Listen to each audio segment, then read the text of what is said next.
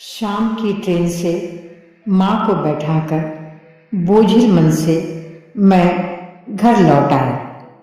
घर के रूटीन में कोई फर्क नहीं पड़ा था।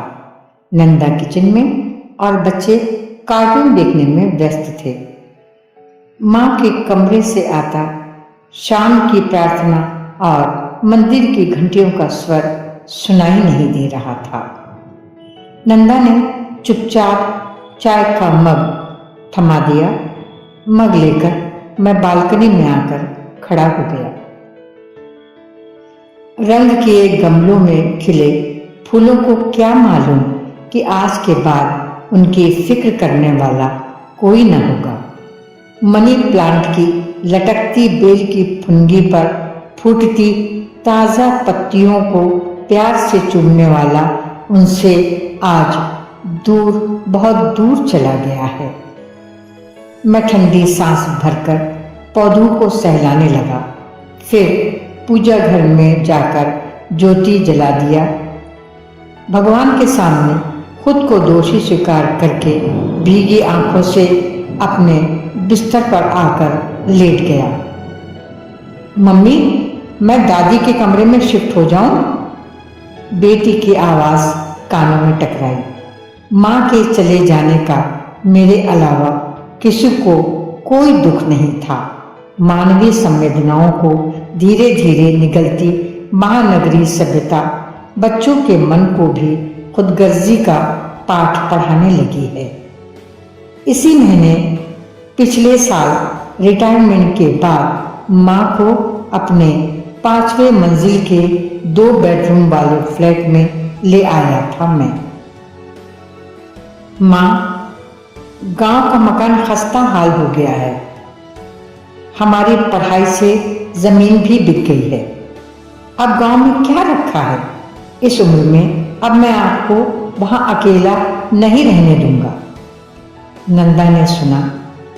बिना किसी प्रतिक्रिया के मौन ऐतराज जताते हुए किचन में चली गई। बच्चे एक दूसरे का मुंह देखते हुए किताबों में खोने का दिखावा करने लगे। दादी के साथ कमरा शेयर करने को लेकर मिंटू ने न तो मेरे साथ खाना खाया न ही बात की। माँ की दिनचर्या सुबह 4 बजे से शुरू हो जाती। नहाना धोना, व्यायाम और पूजा आरती। रात को एक तो नींद नहीं आती और सुबह भजन सुनने नहीं देते। नींद पूरी नहीं होगी तो मैं ऑफिस का काम कैसे कर पाऊंगी? नंदा ने शिकायत की थी। हमेशा से ही अंतर्मुखी और मितभाषी माँ कभी कभी डाइनिंग टेबल पर 1-2 बातें पूछने पर ही जवाब देती। उस दिन शाम को हम किसी शादी में जा रहे थे। रास्ते में गमलों का दुकान देखते ही माँ जोर से बोली, गगन, जरा गाड़ी रोको।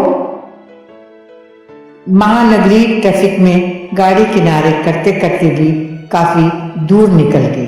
माँ गाड़ी से उतरकर तेज कदमों से चलती हुई गमलों की दुकान पर खड़ी हो गई। पर्स से पैसे निकालकर दुकानदार को एडवांस देकर घर का पता बताते हुए मेरा कार्ड थमा दिया उसे। तीसरे दिन गार्ड ने गमलों के आने की सूचना दी। लिफ्ट काम नहीं कर रही थी। हमारे ऑफिस जाने के बाद 5वीं मंजिल तक माँ ने हाँफते हुए सारे गमले खुद ऊपर चढ़ाए। इतने छोटे से घर में बालकनी ही एक ऐसी जगह है जहां हम आराम से बैठकर कुछ देर सुस्ताकर थकान उतार लेते थे। अब वह भी गमलों से घिर गई। नंदा बड़बड़ाती हुई गुस्से से अपने कमरे में चली गई। माँ गमलों में खाद पानी डालने में इतनी तन्मय थी कि सुन नहीं पाई। कॉलोनी के पार्क के माली से मौसमी फूलों की पौध माँ ने मंगवा ली और बड़े मनोयोग से उन्हें गमलों में तरतीब से लगाती रही। माँ, कभी शाम को पार्क में टहल आया करिए, मैंने कहा था। हाँ, गई थी। फिर आप क्यों नहीं जाती माँ? शाम को वहाँ अधिकतर बुजुर्ग जोड़े ही टहलते हैं। उन्हें डिस्टर्ब करना अच्छा नहीं लगता मुझे। जो महिलाएं अकेली होती हैं वे घूमने के बजाय कॉलोनी और पड़ोसियों की बातों में अपनी ऊर्जा खर्च करती हैं, जिसकी मुझे आदत नहीं है। माँ ने 2 लफ्जों में कॉलोनी कल्चर की रूपरेखा खींच दी। थोड़ा वक्त पेड़ पौधों को उगाने संवारने में निकल जाता है, बाकी पूजा पाठ में दिन यूं ही गुजर जाता है। मेरी आंखों के पोखर में डूबने उतरने लगते हैं वे दिन जब बाबा की अचानक मौत के बाद गांव में रहती पढ़ी लिखी माँ ने आवेदन किया तो उन्हें गांव के स्कूल सुपरवाइजर की नौकरी मिल गई। हर कस्बे में सरकारी आवास मिलता, जिसके चारों तरफ बागवानी करने के लिए काफी जमीन छूटी रहती।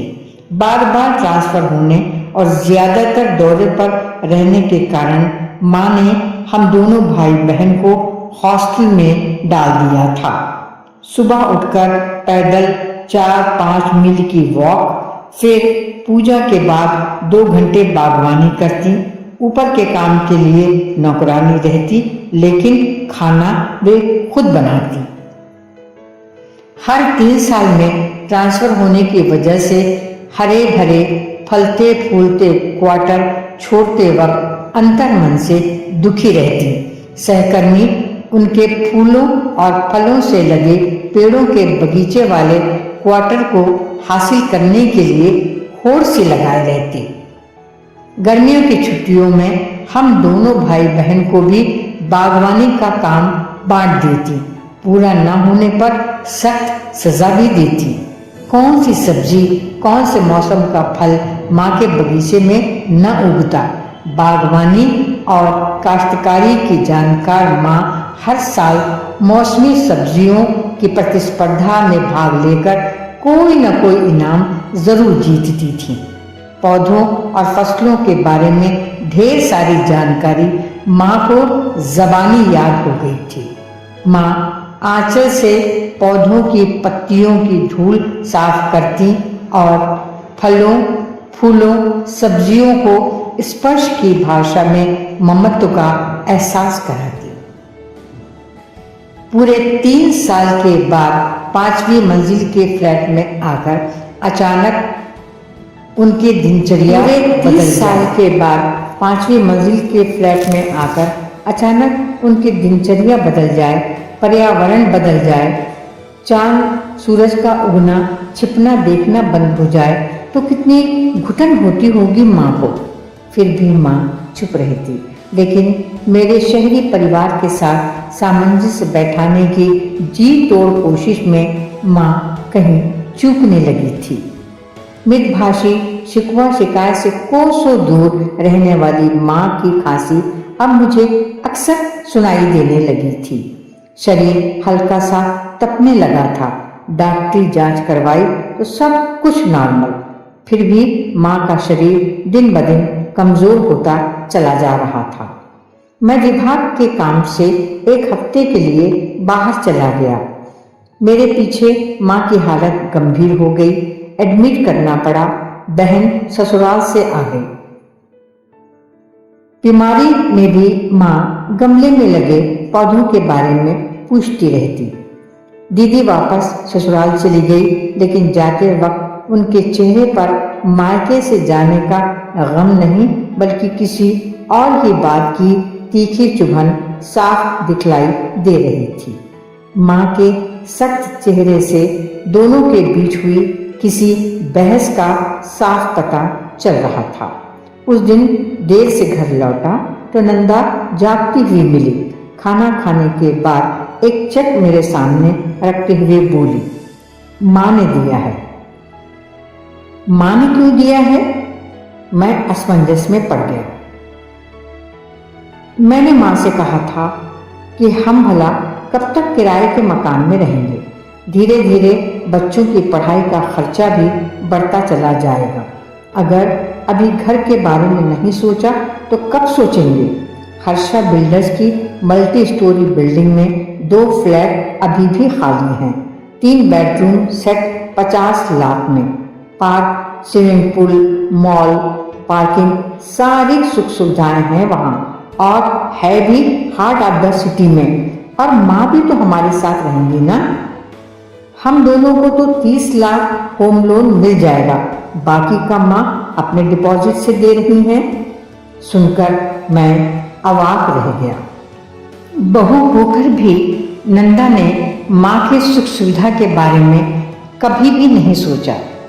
प्यार और आदर से बात करना तो दूर, हमेशा उन्हें बोझ ही समझती रही। उनकी छोटी छोटी खुशियों पर कुठाराघात करने का कोई भी मौका हाथ से जाने नहीं देती।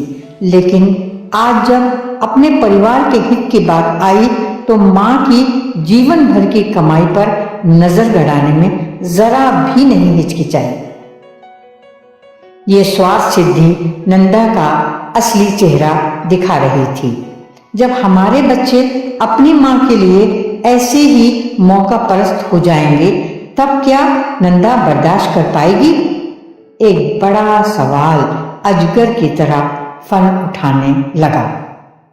माँ का चेक मैंने रख लिया, ये जानते हुए कि मेरा परिवार उनके साथ किसी भी हालत में सामंजस्य स्थापित करने के लिए तैयार नहीं।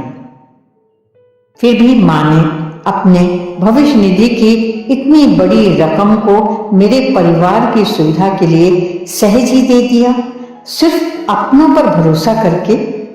उसी दिन बहन का फोन आया। बड़ी उखड़ी उखड़ी थी।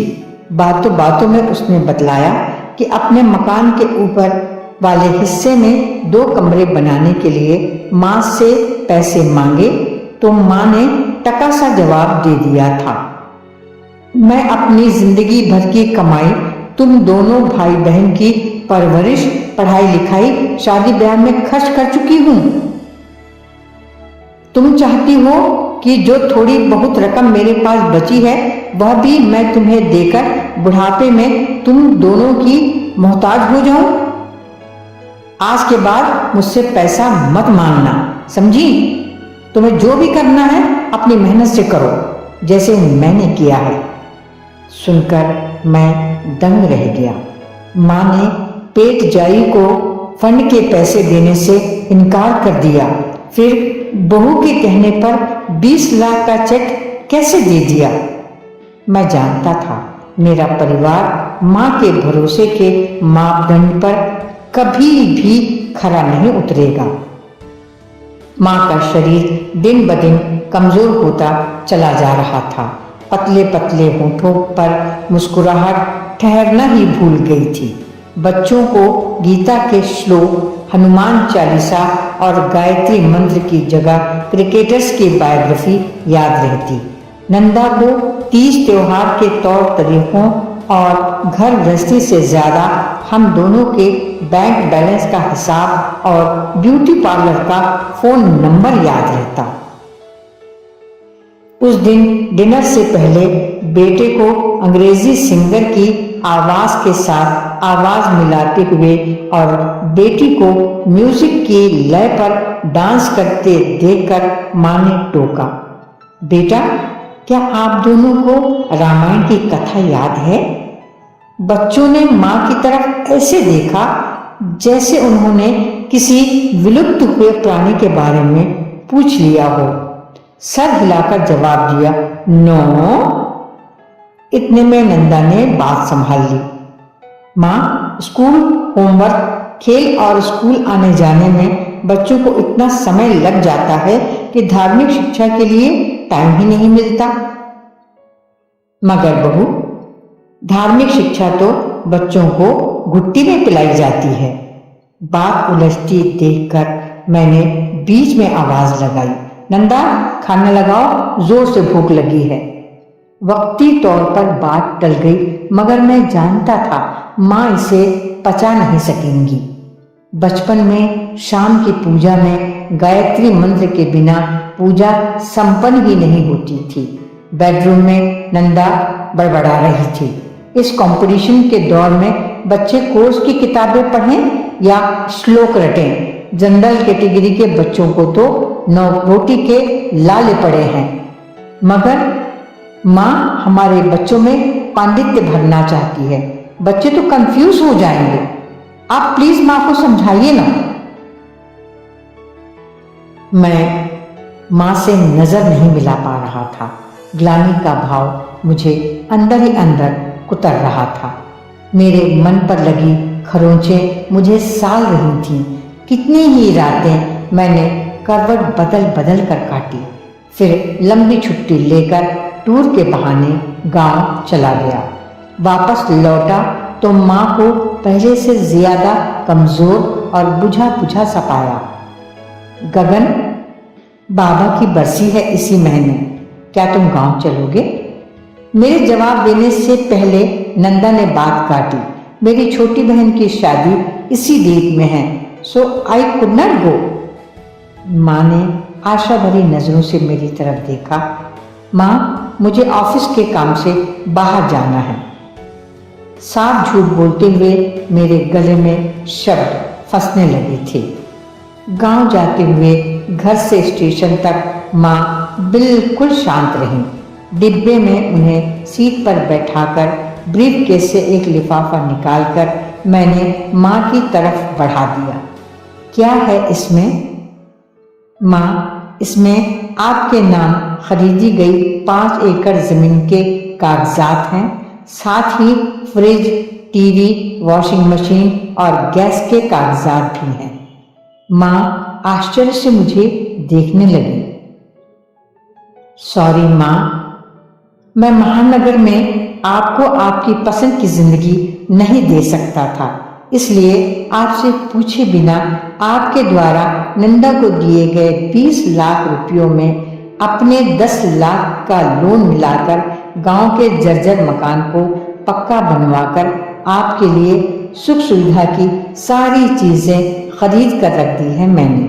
मैं जानता हूँ माँ, पेड़ पौधों, खेत खलिहानों से घिरे गांव में आप कितनी खुश और सेहतमंद रहेंगी, लेकिन बेटा तुम्हारा मकान? माँ, आपके आंचल की छत से बड़ी और किसी छत की जरूरत नहीं है मुझे। मैं आपको वक्त से पहले खोना नहीं चाहता माँ। कहते हुए मैं फपक कर रो पड़ा। ट्रेन